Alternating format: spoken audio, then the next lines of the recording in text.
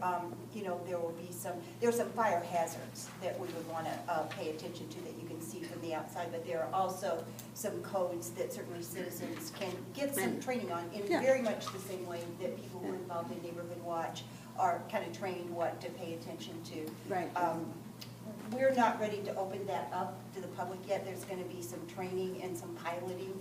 The Neighborhood Revitalization Commission actually has some interns this summer. I should stand up, I'm sorry. They have some interns this summer who will be piloted, and there are some members of the commission that will be piloted also, you know, to be trained to do that.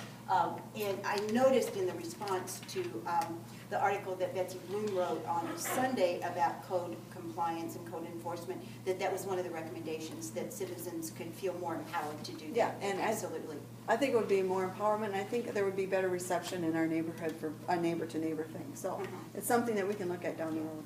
Yeah, absolutely. And it's in progress. It'll take probably till the first of the year before it's really institutionalized. But in the meantime, I would just suggest that you can always call me. You can call your council person, because sometimes we have a little more oomph than when you call or when you put it on into the system. So I encourage you to do that. Okay, I want to be mindful of the time. We have about 5 minutes left. One of the recurring themes that kind of came up in your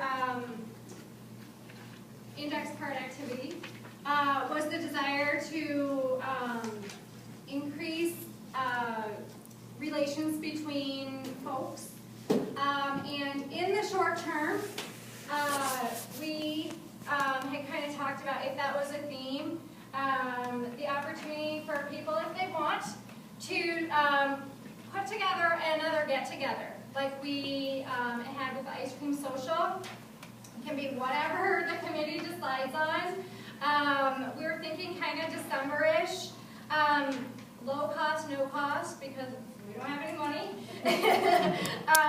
But if anybody's interested in putting their back into it and being part of a committee to plan our next neighborhood meet and greet, or something along that line, I'm going to go ahead and I'm going to put this sheet right up here. There's space for a chairperson and then some members. If people are willing to do that and want to take that on, feel free to sign up. If that's not, then it won't happen. That's kind of that simple. We will pick this up. We are not going to get as far as the vision statement tonight, which is perfectly fine. So we'll pick up with the vision statement next time we meet. Again, our next meeting will be September 9th.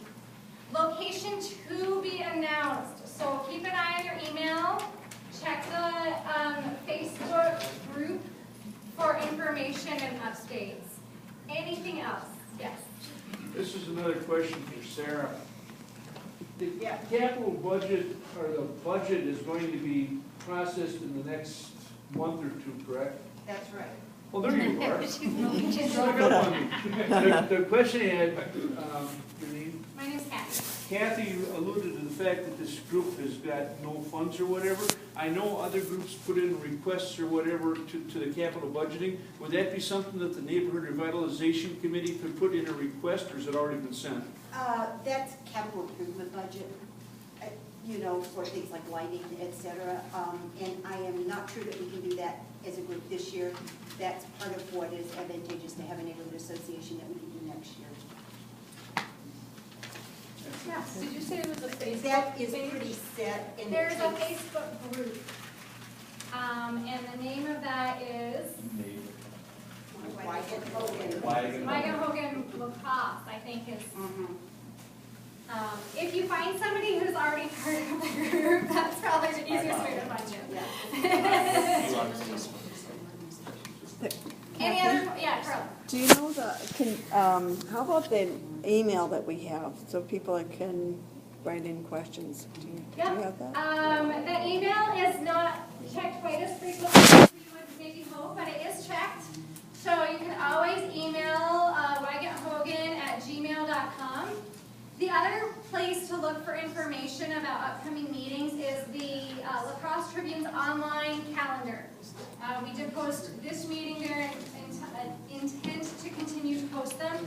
Also, some meeting reminders were put in the public libraries, the main library, the South Branch. We put one in Cathedral School, one in Hogan Administration Building, and Rannison's. So just kind of a few places. Right in Again, the middle.